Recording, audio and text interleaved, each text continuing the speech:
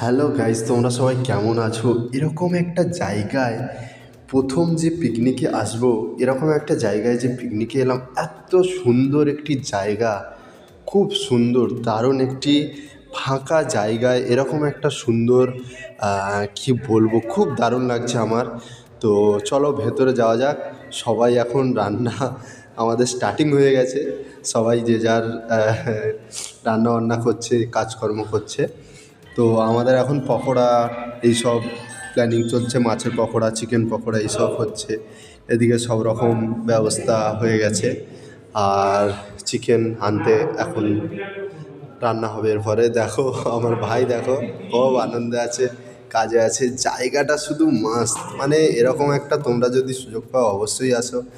আর next আমাদের 25শে December আবার হবে। এখন টাটা।